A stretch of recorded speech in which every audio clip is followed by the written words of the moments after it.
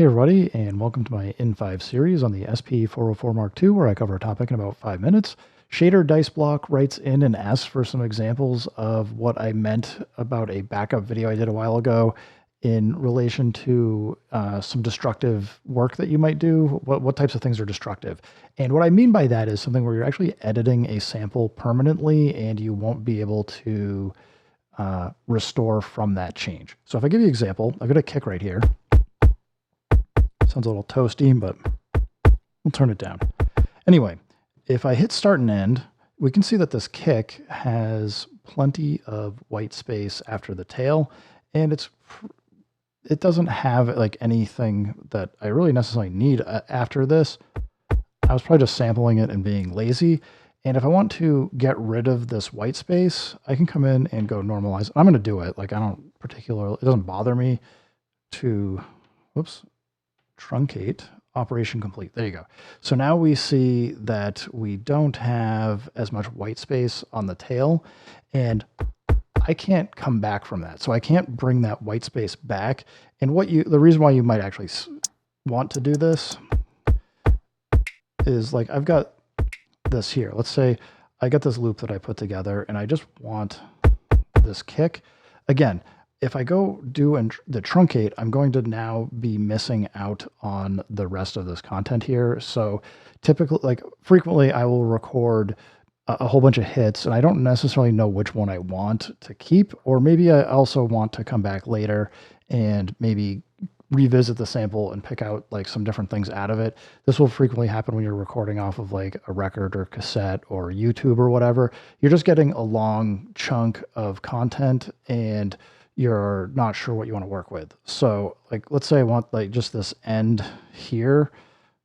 I mean, I didn't tighten it up enough, but I could still do that. But the point is, if I leave it like this, where I've just adjusted the start and end points, I still can go back and grab like the hi-hats and other things out of this. But as soon as I go do a truncate, it is going to remove the rest of that audio. Similarly, if you do normalize, I at least want you to understand that you can't undo from a normalize unless you've made a copy of it or backed it up. So you would want to normalize because you want everything to be louder, but you may find that that causes you other problems and you want to revert from that, and you won't be able to do that.